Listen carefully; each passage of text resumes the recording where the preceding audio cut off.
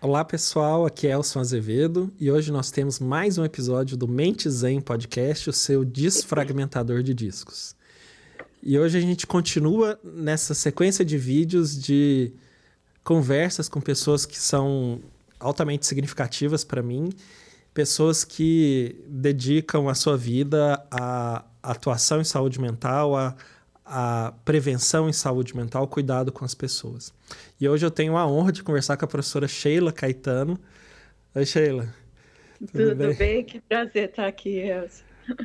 Obrigado, viu? A professora Sheila, ela é professora do Departamento de Psiquiatria da Unifesp, ela é médica psiquiatra formada pela USP, doutorado pela USP, pós-doutorado, não? Não, eu sou formada pela PUC de Campinas, Pela PUC de Campinas, aí eu fiz residência médica residência, na doutorado e USP, pós-doc na USP. e doutorado e pós-doc. Ixi, então... Mas, enfim, pessoa fantástica. E minha professora no departamento de psiquiatria, uma das minhas inspirações. E quem junto com o professor Jair Mari, quem me instruiu aí nesse caminho no meu doutorado para estudar mais profundamente prevenção de suicídio. Né? Então, eu tenho uma enorme gratidão, enorme admiração e tenho em você uma das minhas grandes inspirações, professora. E também, mais ainda, pelo trabalho que você faz, o tanto que você se preocupa cientificamente e na prática mesmo, né, de desenvolver estratégias que possam ser úteis para melhorar a saúde mental das nossas crianças e os nossos adolescentes. Né? Que desafio é esse, hein, Sheila, de tentar trabalhar a saúde mental de crianças e adolescentes. É possível prevenir saúde mental, melhorar a saúde mental das nossas crianças? Sim, mas primeiro eu gostaria de agradecer, tem sido um enorme prazer e aprendizagem trabalhar com você no Conversas de Vida, né? Nós somos porta a porta vizinho, né? Eu supervisiono os atendimentos de criança e adolescente, eu sou de adolescente, adulto e idosos, então a gente está sempre lá, lado a lado, né? E tem sido um grande prazer esse trabalho, né? Principalmente tendo excelentes resultados. Bem, mas começando, né, falando de crianças e adolescentes. Cada vez mais a gente percebe que os transtornos psiquiátricos eles começam muito antes do que as pessoas conseguem procurar ajuda. Porque as pessoas começam a ficar claro que formou uma síndrome que a gente pode dar, né, o nome de depressão, ansiedade, né? E assim, a prevenção, né, de fato, a gente faz quando tem um grupo em risco ou até uma prevenção universal para todo mundo. A medicina tem caminhado para isso em todas as áreas, né? Da cardio, diabetes, né? Cada vez mais você trata o pré-diabético, você muda o estilo de vida, e a psiquiatria está enredando nesse caminho, que eu acho que é o caminho que realmente vai evitar sofrimento, vai evitar que se desenvolva, né? Os transtornos psiquiátricos, eles ocorrem desde sempre, né? Mas os estudos sistematizados do que eles são muito recentes, né? Aliás, né, o conceito de infância é muito recente, só veio depois da industrialização, né? Quando as crianças, os adultos, todo mundo trabalhava em fábrica e aos poucos foi se percebendo que a criança não é um mini adulto, que não estava tudo bem ela trabalhar na fábrica igual os adultos, né? Então, posso continuar? Pode. Tá, é porque saiu a imagem, desculpa. Então, a partir daí, se começou mais a olhar para a criança e depois vem uma fase muito romantizada, de que toda criança era feliz, toda criança tinha uma infância perfeita ou era alguma desgraça, como um abuso, fora isso, era entre a perfeição ou raramente uma desgraça. E aos poucos se foi vendo que não é assim que funciona. Infelizmente, por meio dos estudos em adultos, se começou a questionar, mas quando você lembra que começaram seus sintomas depressivos? Quando você lembra que começou sua ansiedade?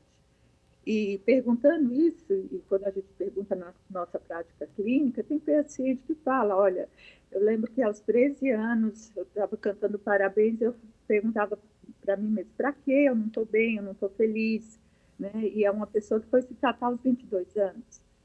Então, né, tirando as demências, né, os processos neurodegenerativos, se vê que pelo menos 60% dos transtornos psiquiátricos começam na infância e adolescência. 60%? E aí, assim, quando a gente pensa em prevenção, claramente, quanto mais universal, mais a gente nem chega nos primeiros sintomas, né? Então, assim, fazer uma prevenção universal não é mais, claro, é possível na vida adulta, mas, de fato, ela tem que começar antes, né? E tanto foi assim que o meu pós-doutorado foi estudando filhos de pessoas que tinham transtorno bipolar tipo 1. O transtorno bipolar tipo 1 tem uma carga genética de uns 80%, né? Então, é algo muito grave. E fora isso, né, fora a genética, você tem um ambiente de crescer com o pai ou com a mãe tendo uma doença que traz muita instabilidade, né? Ora depressão, ora mania, né? Eu me lembro de um menino que tinha asma e que a mãe tinha transtorno bipolar tipo 1 e que ela entrou num episódio de mania e, na verdade, foi até anterior. Ela entrou em depressão, ela não viu que venceu o contrato de aluguel. E aí, quando foram notificar, ela estava mal conseguindo levantar da cama, aí amigos familiares ajudaram e com o dinheiro que ela tinha, ela conseguiu alugar, não era nem uma casa, era um galpão, assim, para ela mudar com o filho. Quando ela foi mudar, então esse filho estava sendo até cuidado pelos vizinhos, eles que davam comida, eles que ajudavam a ir para a escola, tudo isso porque ela mal levantava da cama. Aí, quando ela mudou para esse galpão, ela entrou em mania. E aí ela falou assim, não vou desanimar, vou deixar isso lindo, né? Ficou muito eufórica, muito cheia de energia, e começou a pintar o galpão. E ela me dizia, com a cor mais cintilante que existe, né? Eu ficava imaginando o que é isso, né? E ela, eu quis combinar tudo, eu pintei até a geladeira de um verde-limão super cintilante. Meu Deus, né? E aí, assim, nessa época, ele até foi meu pacientinho depois, né? Mas nessa época eu ainda atendia a mãe. Lá no Proman, né, o grupo da USP, né, chefiado pelo professor Beni Laffer, que foi meu orientador. E aí, quando eu olho, assim, na hora de chamá-la, tá ela com o filhinho dela, que na época tinha uns 7 anos, mas, assim, um menino pálido, muito emagrecido e diferente do que ele vinha antes, né? Muito quietinho, triste. E aí eu não tive como não perguntar, né? O que aconteceu com o seu filho? Aí ela falou, doutora, tá a maior confusão. Eu esqueci que ele tinha asma, ele passou a ter crise uma atrás da outra, porque eu pintei a casa toda. Então disparou a asma. E agora a gente não tem vizinhos. Então, assim, ele fala que não tem mais quem cuide dele, que dê a comida direitinho no horário certo. Eu dou a comida, mas às vezes eu esqueço o horário, às vezes eu esqueço que já é hora de aula, etc. Então, ele está muito sem saber como se organizar, como se fosse para uma criança de 7 anos fazer toda essa organização da comida, da escola, etc. Né? Então, fica claro aí que, além de uma carga genética, você tem questões ambientais muito graves, com a mãe, com o pai muito adoecido, né? E isso tudo tem que ser levado em conta também quando você avalia o filho, e também quando um psiquiatra de adultos vê que a criança não está bem, tem que olhar para isso, né? Até porque essa criança, mesmo que tenha carga genética zero, está passando por um momento grave de instabilidade, né? E eu acredito que faça parte também do nosso trabalho, questão medicamentosa, psicológica, mas até também olhar a assistência social. Como é que eu ajudo esse menino, né? quem que é a pessoa que você conhece lá perto, o vizinho, o familiar que pode visitar? Eu tenho uma tia que não está aposentada, não está fazendo nada, pode ir. Então, essa tia pode ficar um pouco lá com você, ajudando a organizar a rotina do seu filho, né? Então, esse olhar tem que ir além do paciente do aqui e agora e já pensar no que pode causar para o futuro, né? Uhum. E esse menino com ambiente de risco tão grande, né? Se ele não é alimentado, se ele não vai para a escola, se ele não tem uma rotina, né? Uhum. Vai muito além de transtorno psiquiátrico que ele pode desenvolver. Então, eu acho que quando a gente olha muito para a infância, para a adolescência, a gente está olhando para uma possibilidade de prevenção muito maior do que em outras áreas. Uhum. E por isso que é tão interessante a atuação nessa área, né? Não, fantástico. E Sheila, eu fico pensando, né? Você foi nesse contexto aí desses atendimentos que você foi tendo essa clareza de, nossa, o local para a gente pensar em prevenção é nas nossas crianças. Para falar a verdade, isso veio dentro de um pacote. Quando eu fui fazer meu doutorado, que eu queria fazer estudando fisiopatologia, né? Fui fazer neuroimagem de depressão e bipolar, eu já tinha acompanhado a professora Lifui da USP, que faz atendimento de bipolares e depressão, e foi minha grande professora nessa área. Eu comecei com uma pergunta muito biológica, né? Olha, se com a depressão, por exemplo, se diminui o hipocampo, né? Se com o transtorno bipolar depois você vai tendo alterações na amígdala, será que os filhos, será que pessoas em risco já têm? A gente conseguiria detectar? Uhum. Como é que dá essa questão do neurodesenvolvimento para as pessoas em risco? Será que em algum momento a gente teria algum alerta que a gente poderia interferir? Uhum. E aí veio de uma pergunta muito de fisiopatologia. Mas aí, quando eu fui para a clínica, eu vi que ia muito além de o cérebro ter ou não uma amígdala que estava começando a aumentar. Tinha muitos outros fatores, né, psicológicos, sociais, que tinham que ser respondidos, né? Uhum. E isso abriu muito o meu campo e até a minha impotência de entender que não é simplesmente fazendo neuroimagem que a gente vai dar conta disso. Tem muitas questões do aqui e agora emergenciais, né? Uhum. Desse contato social e desse contato psicológico. Daí que eu expandi muito os estudos para estudar a estrutura de família, para estudar características de personalidade das crianças, né? E outras questões, mais com olhar mesmo social e familiar, né? E isso foi no meu doutorado, que eu já estudava crianças acometidas, né, com depressão e transtorno bipolar, Uhum. que eu fiz lá no Texas com o professor Jair Mari, que foi também uma inspiração para mim na minha carreira, para eu aprender a fazer pesquisa de neuroimagem, né? Aí, de volta para o Brasil, junto com o professor Beni, que foi meu orientador, e o professor Geraldo Bussato, que foi meu supervisor de pós-doc, também acho que essas são as 3 grandes pessoas na minha carreira, né, de pesquisa, foram os meus 3 grandes professores.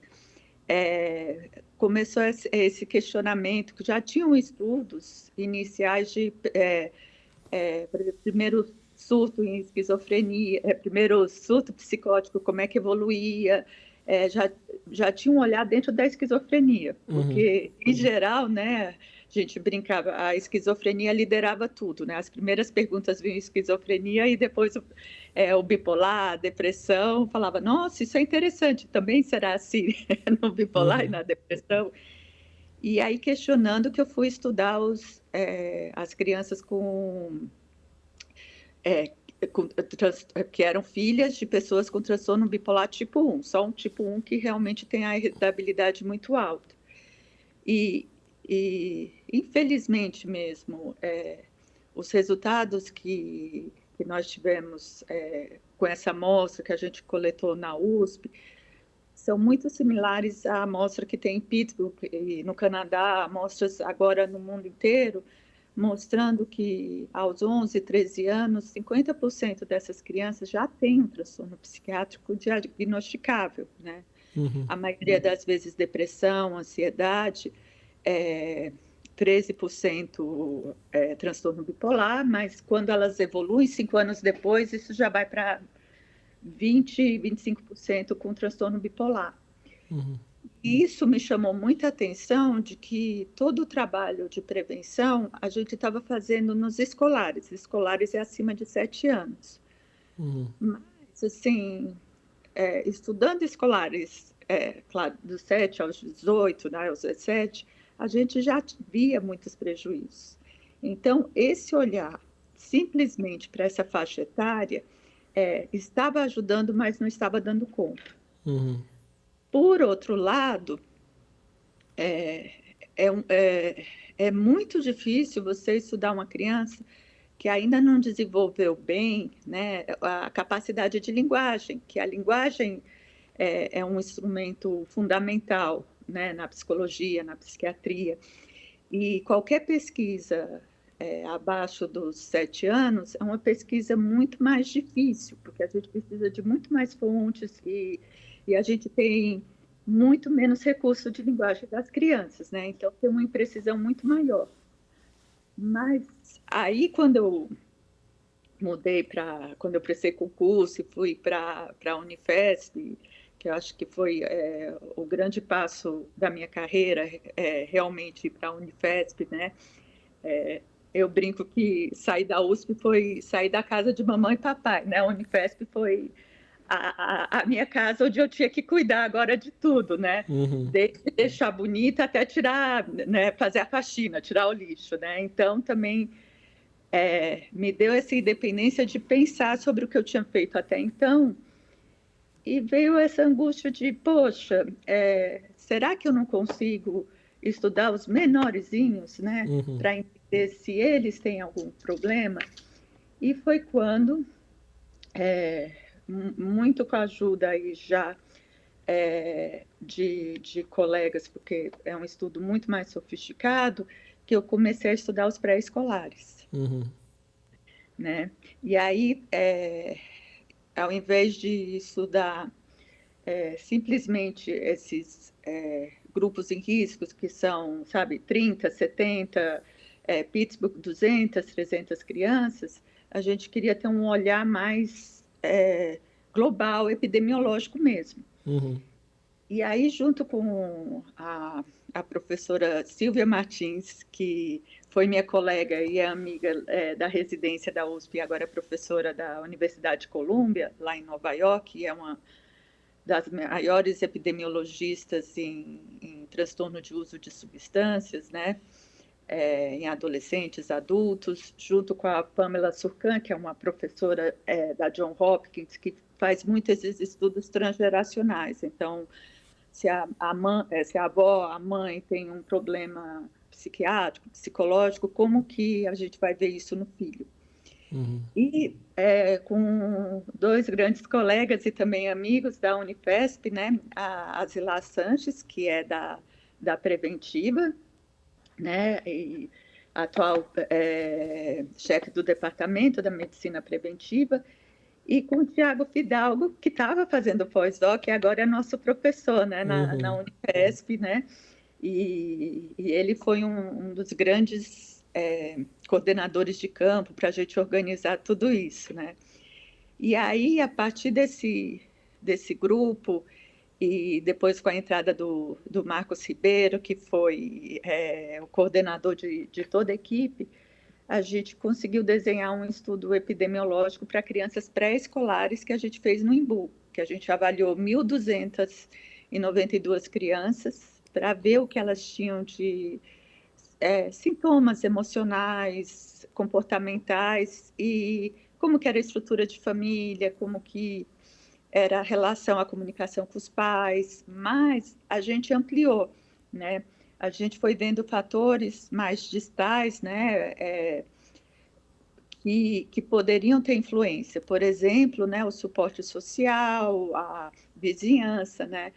Que tinham estudos já muito interessantes, mostrando, e foi o que a gente achou também, que, por exemplo, se a mãe está com depressão ou com ansiedade, a chance de passar isso para o filho, ou ter um ambiente ou uma genética para isso, é bem importante.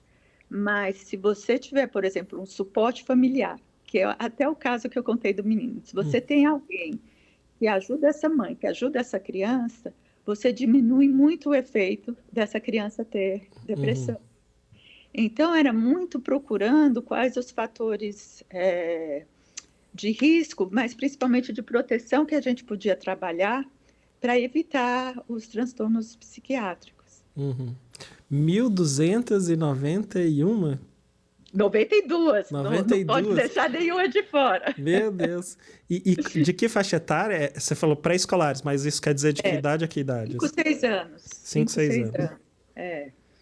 E é um estudo que a gente vem publicando, né? Acho que agora a gente tem 13 artigos, foram vários mestrados e doutorados. Agora, o Marcos Ribeiro, que foi o coordenador de campo, está terminando o doutorado com essa amostra também, e aí com um olhar muito para a violência, né?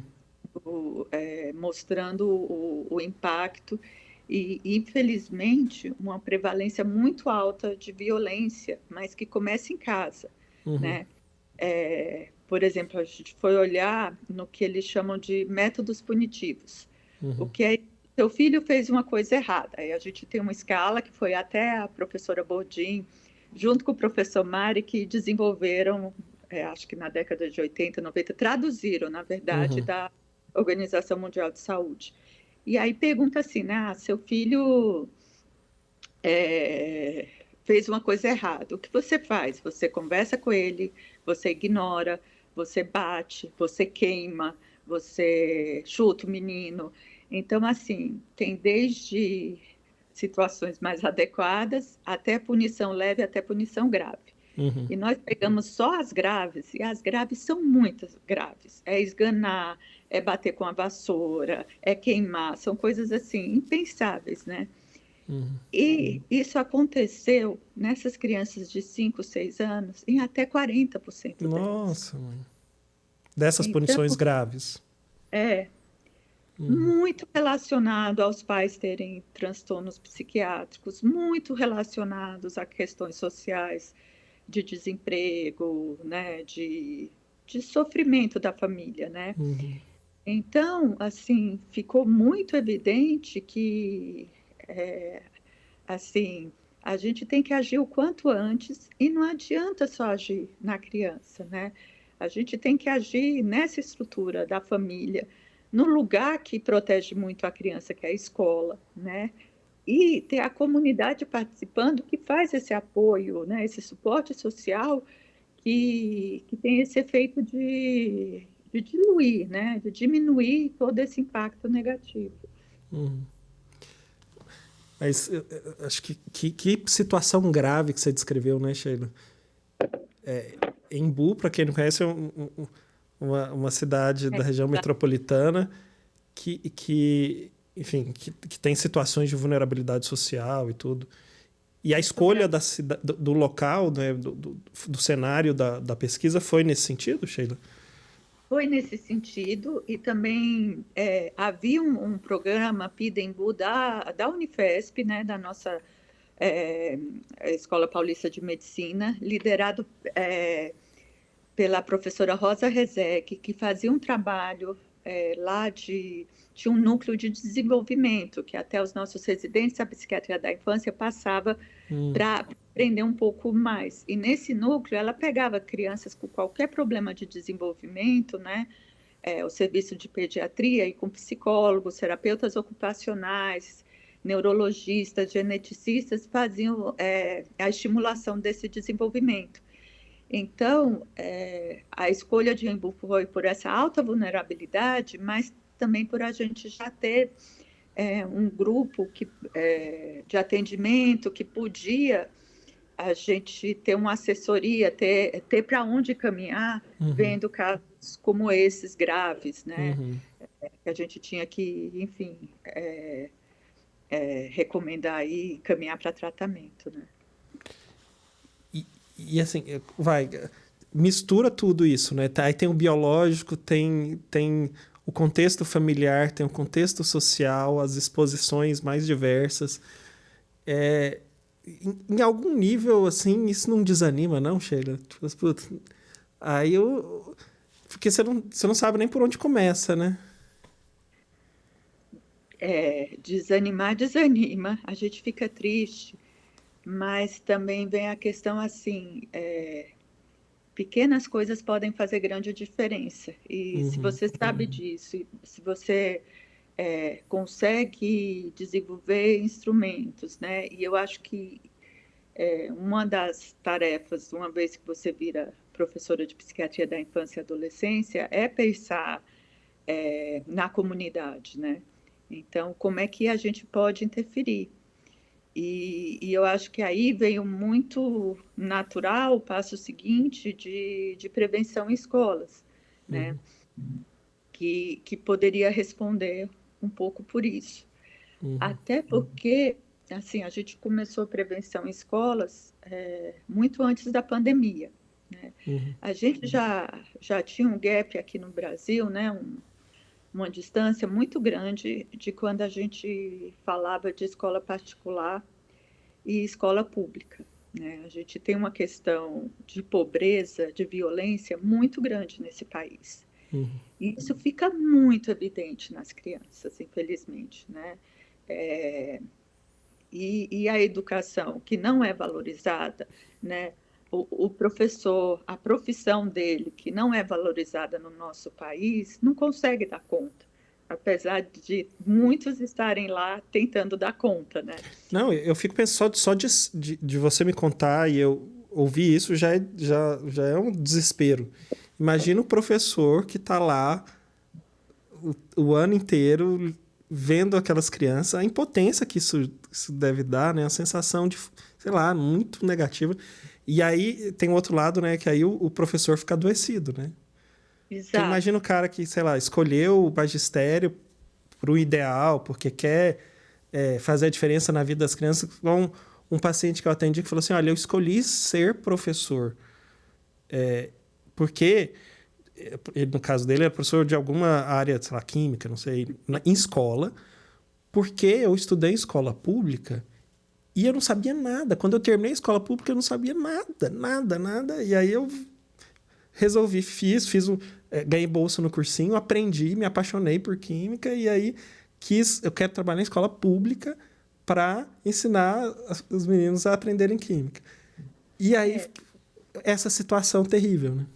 Não, assim, assim como eu estou falando de pobreza e violência com essas crianças, é o cenário dos professores também na escola, né?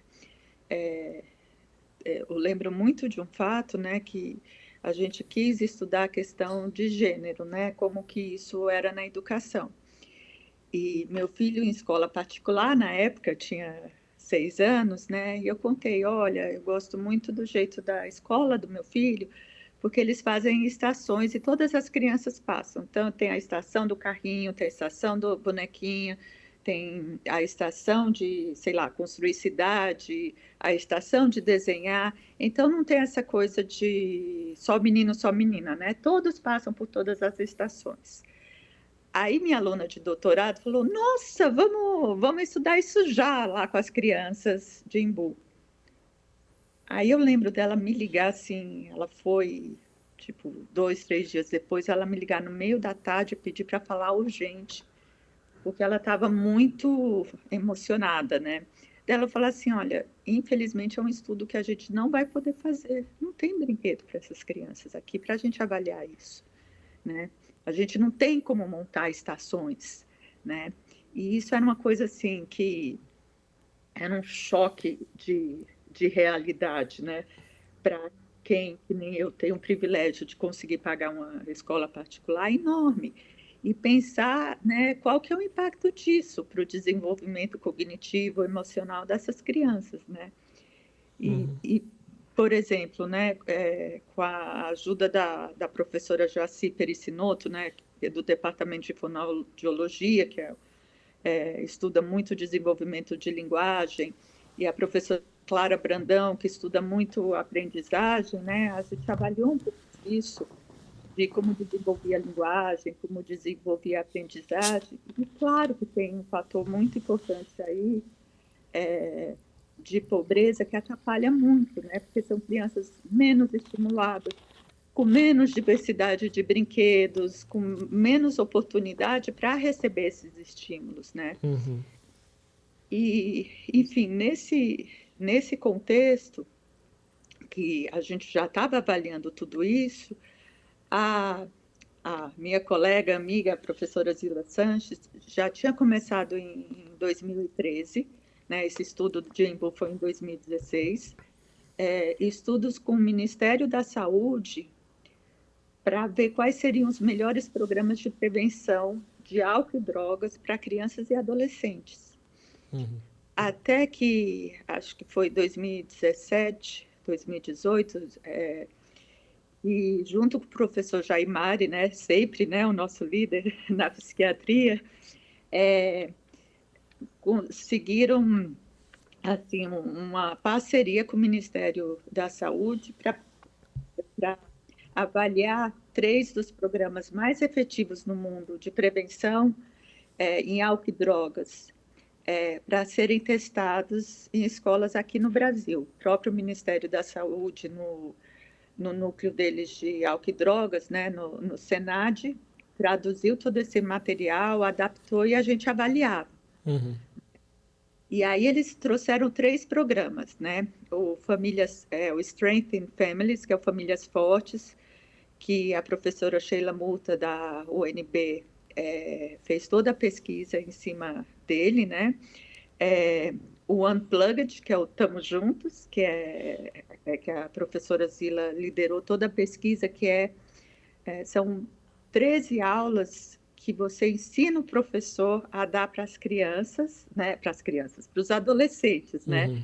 Falando sobre álcool e drogas, né? E o Good Behavioral Game, né, que foi traduzido como ELOS, que é para as crianças, né, do Fundamental 1, que foram os estudos que eu liderei. Né?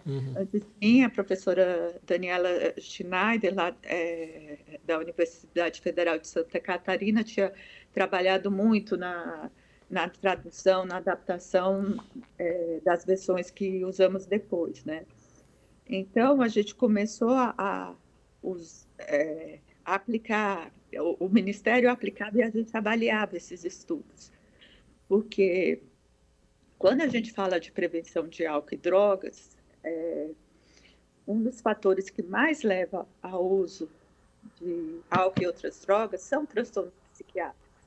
Então, a gente não faz prevenção de álcool e drogas se a gente não fizer prevenção de comportamentos disruptivos, de agressividade, de tudo isso, né?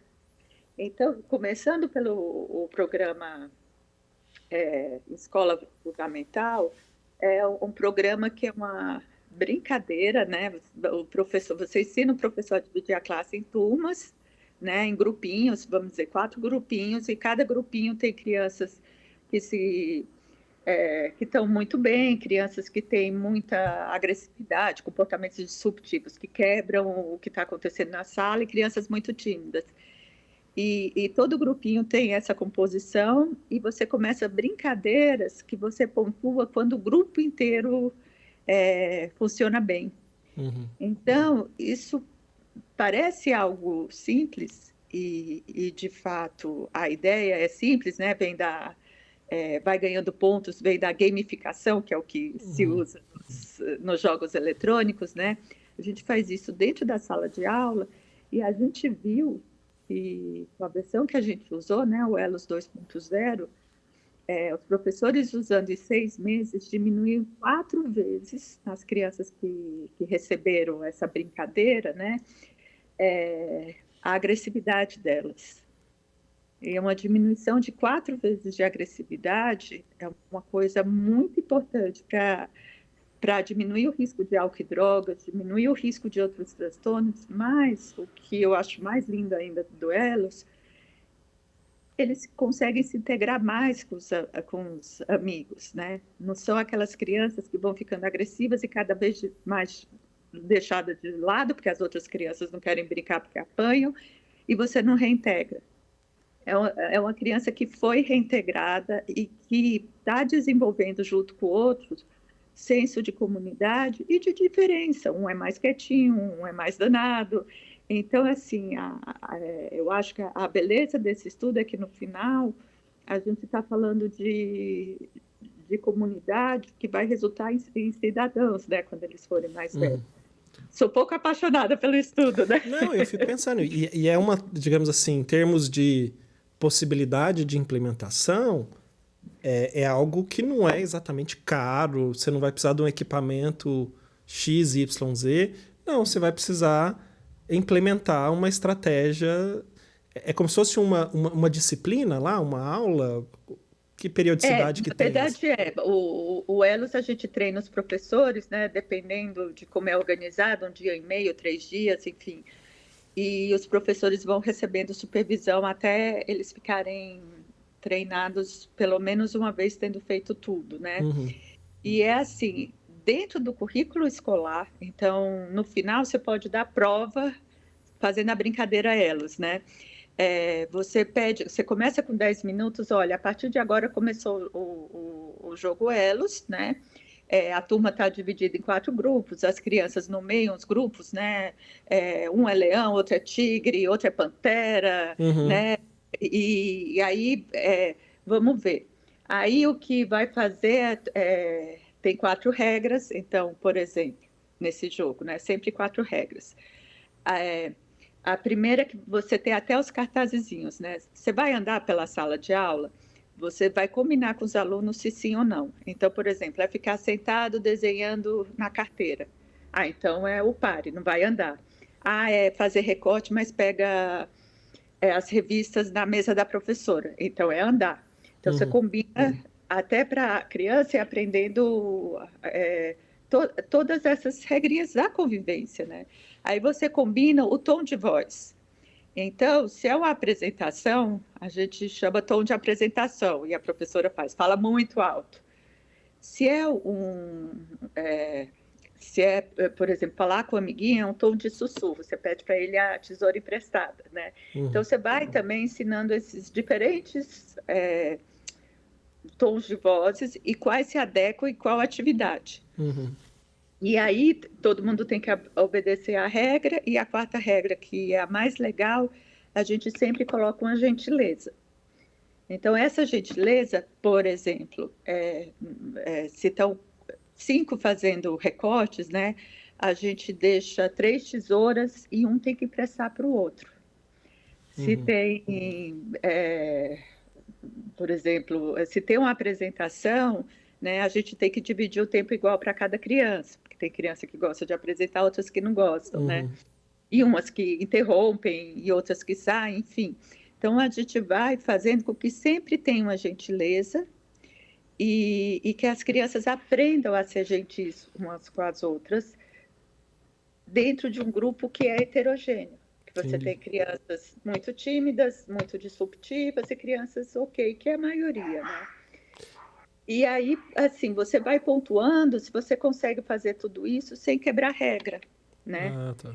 Então, você ajuda o seu amiguinho a não levantar se não é para levantar. Ô, João, não levanta, senão a gente perde ponto. Então, as próprias crianças vão se modulando porque está sendo legal, porque elas estão ganhando coisas. Então, é algo aí positivo, em vez de ser aquela questão punitiva de João, você levantou, que saco, né? Começa a gritaria, que já ensina para a criança a gritar, já tem punição e fica. Então, e aí você aprende a fazer isso, professor, e uma vez que você aprendeu, você pode fazer isso dentro de qualquer aula. Por exemplo, você vai passear no momento mais difícil, vai passear com as crianças, sei lá, no museu. Você pode começar o Elos, né? Fazer um Elos no museu. Ninguém vai fugir da fila, né? Então você tem regras. E os resultados, né? Assim, diminuiu distração, aumentou cooperação. Então, isso tudo é muito interessante e a gente tem estudos nos Estados Unidos de mais de 20 anos de quem recebeu esse programa, né, de prevenção, que quando eles reavaliaram, né, 20 anos depois, eram pessoas com muito mais senso de comunidade e, para nossa surpresa, Elcio, tinha muito menos suicídio entre os que receberam esse programa, né? E aí teve impacto no suicídio. Nos adultos que receberam, né? E aí vem a questão de que você não era só diminuir depressão, você estava reforçando questões positivas como suporte social, que a gente estava falando antes. Era quem tinha um amigo para pedir socorro naquela hora, né? Então, assim, é impressionante o impacto desse programa. Aqui no Brasil, a gente só fez o segmento imediato, porque a gente acabou de fazer no Ceará, né, com uma super ajuda da equipe do Ceará, em Fortaleza, e Eusébio, né? A gente acabou de coletar em 2019, quando a gente ia começar em São Paulo, a primeira reunião, história pandemia, né? A gente não conseguiu seguir. E resultados similares a gente encontrou, por exemplo, com Tamo Junto, que são essas aulas que a gente ensina os professores a fazer. E por que os professores? Porque é quem as crianças já conhecem e já confiam. É uma autoridade de confiança. E essas aulas têm várias técnicas, várias metodologias e conceitos que já foram muito estudados e que por isso funcionam. Então, por exemplo, a gente sabe que se você for no terror, né? Não, você não fuma que você vai morrer. Isso não funciona para adolescente. Adolescente é a fase em que eu vou para o mundo, que eu estou impulsivo, que eu estou experimentando tudo e que eu acho que eu sou invencível. Então, falar para um adolescente de morte não serve de nada, né? Então, tem muitas coisas nessas aulas, por exemplo, essas aulas, a maioria é prática em grupo, né? Você divide a turminha em grupos e você vai fazendo isso. E você vai, sem nenhum adolescente perceber, acha que está fazendo... Esse é o Tamo Junto. Esse é o Tamo Junto, já para adolescentes, né? Ele vai trabalhando comunicação, porque parte de um adolescente não usar álcool e outras drogas, ele conseguir falar não. Porque na adolescência é um momento em que eu mais desejo estar num grupo. E se para estar num grupo todo mundo bebe, eu tenho que beber. Então, muitas vezes, o beber, usar drogas, não é nem curiosidade, é o que eles chamam de peer pressure, né? Pressão social. É para eu poder me inserir no grupo. Então, se eu não tiver habilidades de como dizer não e não me sentir excluído com isso, eu não chego em lugar nenhum.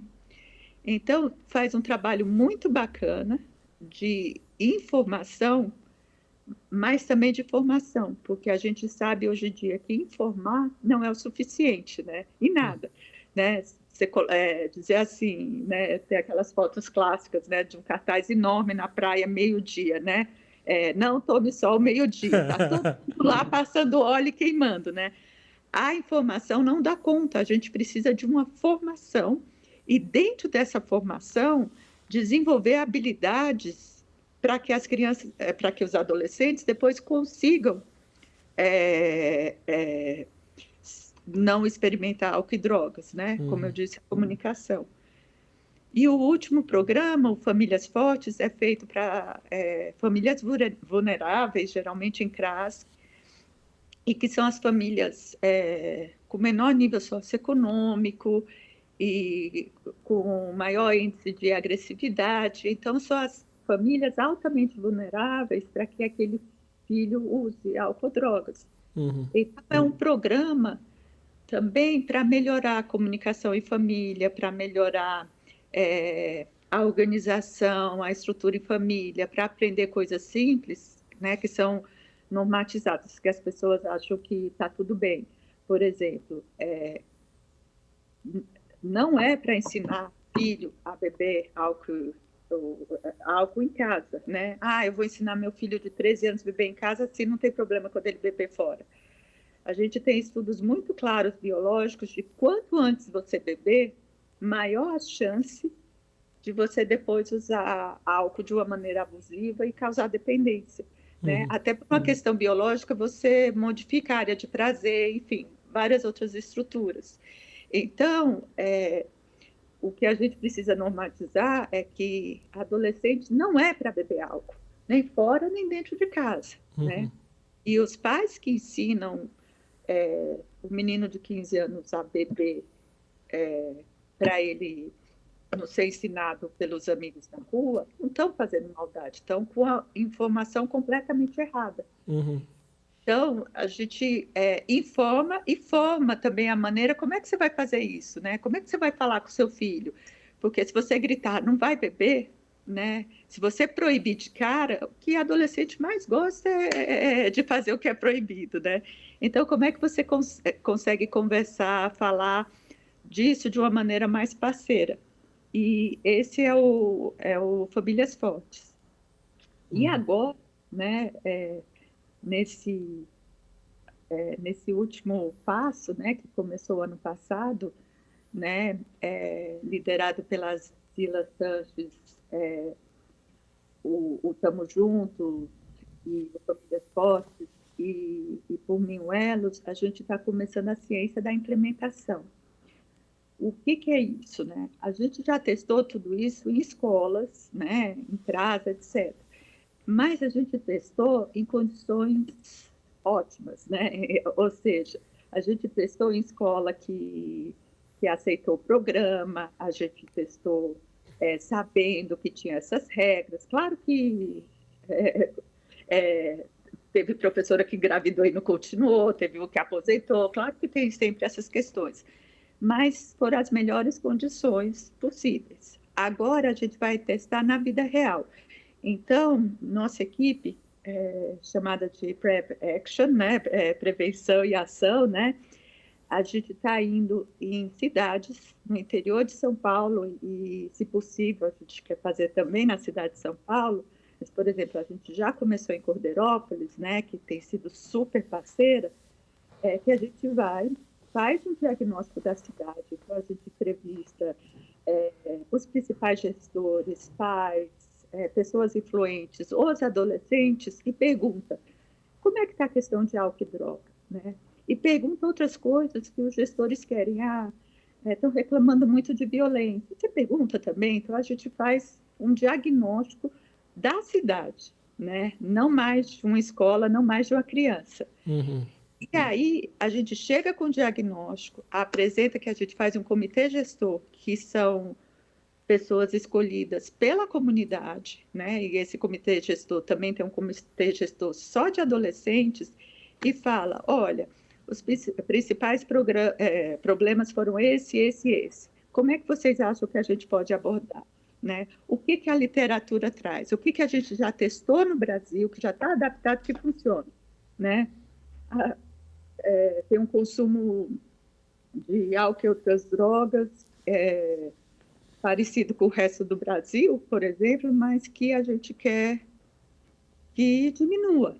Então, vamos usar esses programas que funcionam, e mais do que esses programas, a gente faz o que chamamos de prevenção ambiental comunitária. Onde mais a gente pode atuar? Então, por exemplo, agora a gente está testando, né, junto com o comitê de adolescentes, algumas propagandas que a gente fez, e que tem que ser por mídias sociais, né, não adianta cartaz para adolescente, falando de prevenção de álcool e outras drogas, né, dentro do que se estuda de marketing para álcool e outras drogas, que também tem é um mundo de pesquisa. Uhum. Então, a gente está comparando cidades que vão receber essa ciência da implementação, ou seja, que a comunidade, junto com nós, pesquisadores da Unifesp, vamos pensar em como fazer a prevenção dentro da realidade deles, com cidades que não vão receber nada, para saber se na vida real funciona. Uhum. Então, por exemplo, o ELOS, que a gente vai começar o ano que vem, é do 1º ao 4º ano. Só que do 1º ao 2º ano tem agora um programa do governo para acelerar a alfabetização. E os professores falaram, olha, é muita coisa para a gente. É melhor que comece do 3º, e aí vocês fazem também no 5º. Então, a gente vai fazer assim, porque é o que é possível. Saiu daquela coisa, eu só faço se for dessa maneira quadrada, né? E a gente está super empolgados, né, para ver o resultado disso. Uau, Sheila. Impressionante, hein? Meu Deus. E eu acho que esse passo da ciência, da implementação, é um pouco respondendo a minha pergunta, a minha ideia que era assim, quando você falou do Elos, então vamos fazer isso para todo mundo. Tem que ver também se é viável, né?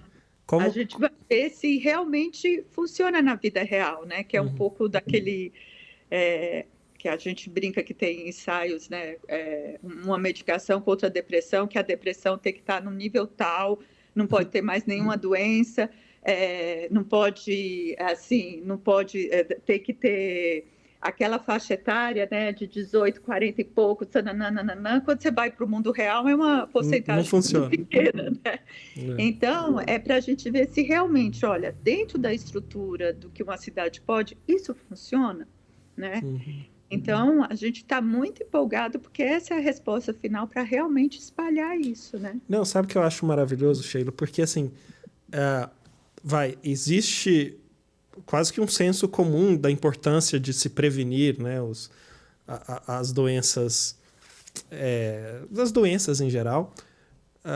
E em saúde mental, às vezes a conversa em prevenção fica sendo uma conversa de achismo, né? A conversa do que soa bem, do que... E enquanto política pública, não dá para agir assim.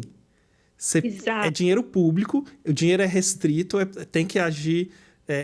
tá, eu faço isso ou eu vou comprar, sei lá, uma UTI, um respirador, sabe? Dinheiro é contado.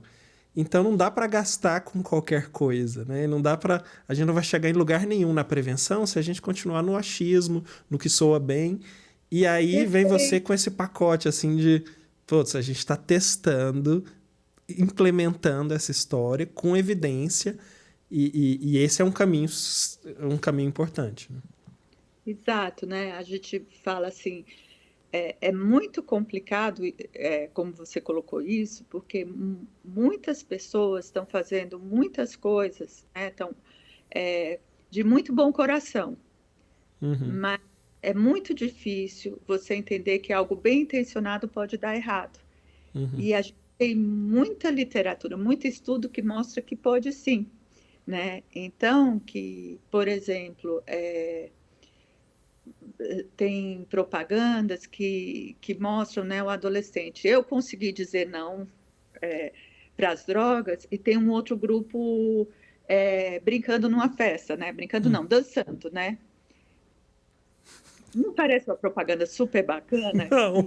Foi espalhada no Brasil, não. Em outro país, né? Que, nossa, que legal. Esse conseguiu falar, não, é um herói. O que é mais importante para adolescente? Não é o pertencimento? Tá na festinha. Ele quer estar na festinha. Ele não quer estar assim, né? Legal, eu não usei. Ele quer estar lá, dançando, tendo amigo, né? Paquerando, namorando.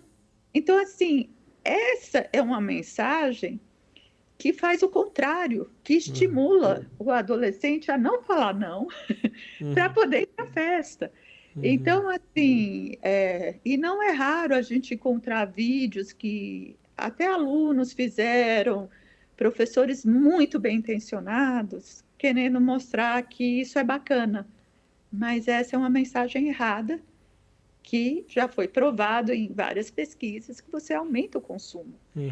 E aí é muito difícil. Não, mas eu fiz isso da melhor das intenções. Sim, mas tem toda uma pesquisa, dados, uma ciência, né, teorias psicológicas que comprovam não isso, né?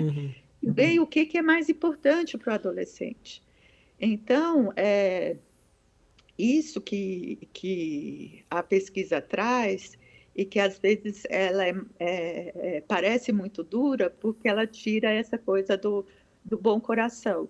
Eu juro que todos os pesquisadores têm bom coração e estão fazendo de bom coração, mas estão fazendo também com as evidências científicas, né? E que mostram que aquilo tem uma teoria, tem evidência e que tem uma chance maior de funcionar do que coisas que já se mostraram, mesmo bem intencionadas, que não funcionam, né? Porque a teoria estava errada.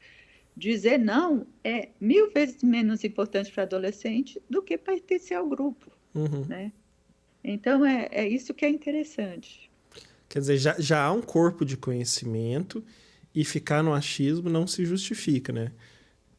Ainda mais pensando numa ação que a gente quer que seja transformadora aí para as nossas crianças e adolescentes, né? É isso, assim, por exemplo, isso que eu falei dos pais começarem a dar álcool na adolescência. Isso já é o que a gente chama normatizado, isso já é o normal. Eu simplesmente chegar para um pai e falar, não faça isso, não funciona, porque isso é o normal, não é para ele, é para todo mundo. E é o normal de ser um bom pai. Então, só a informação não vai dar conta. A gente tem que ter uma informação, mas também palestras, porque, por exemplo, palestras funcionam muito bem para pais, mas funcionam zero para adolescente, né? Se for dado por uma autoridade, sem ser alguém que eles conheçam e respeitam. Então, se o professor doutor for na escola tal dar uma palestra sobre álcool e drogas, isso tem muita repercussão para os pais, né? Mas zero para o adolescente. Né? E o professor, aquele professor legal que eles gostam, ensina, aí tem repercussão. Então, a gente já tem inúmeros estudos sobre isso, né? E é assim que a gente quer ver se esses estudos que já têm esses dados, às vezes de uma campanha pequena, às vezes de uma campanha nacional em outros países, tudo isso já tem um corpo de evidência grande e é o que a gente quer oferecer para esses municípios, né?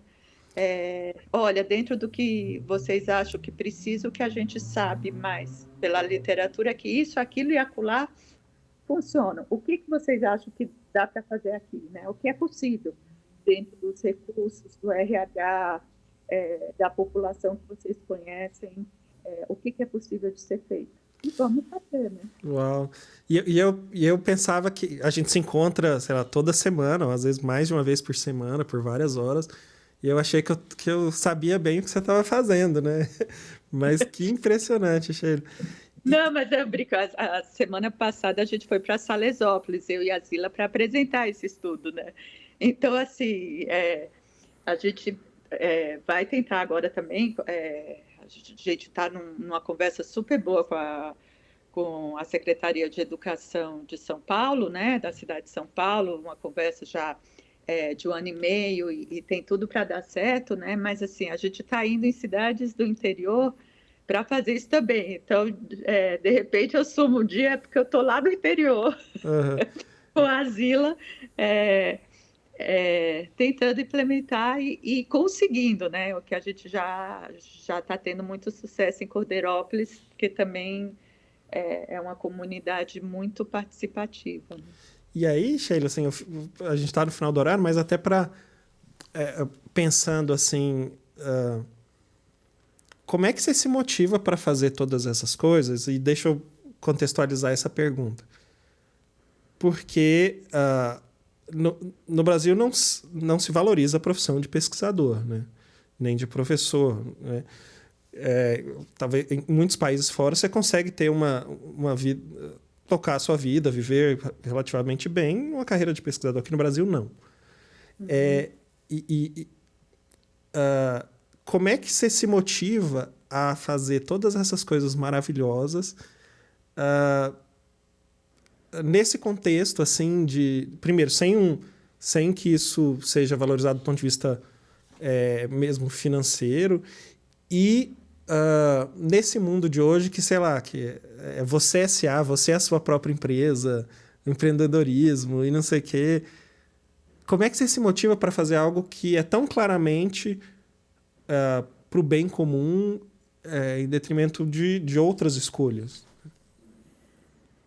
Eu acho que tem uma motivação que já vem muito antes, e eu acredito que para ser professor você tem que ter esse olhar, pelo menos para o Brasil, né, para o povo brasileiro, o que eu posso trazer de contribuição social. Eu acho que a minha maior motivação mesmo é meu filho. Eu não, não adianta a gente estar lá, olha, estou cuidando super bem desse menino, se tem uma comunidade que não foi cuidada. Então, para que meu filho, para que seu filho, para que os nossos filhos vivam bem, os outros filhos têm que viver bem, né? Tem que ter oportunidade, tem que ter estímulo, né? E eu acho que isso é o que me motiva mais que tudo, né? Nossa, Sheila, brilhante, assim. De novo, você é uma inspiração para mim, é um exemplo de... Obrigada. Eu que agradeço aí a parceria muito importante aí no Conversas de Vida, no DICO, enfim. Espero que a gente possa marcar outras conversas aí para nosso público aqui do Mente Zen, conhecer mais do que você está fazendo, Sheila. Combinado. Fico agradecida aí e ruborizada com os elogios. Tá bom. Um grande beijo.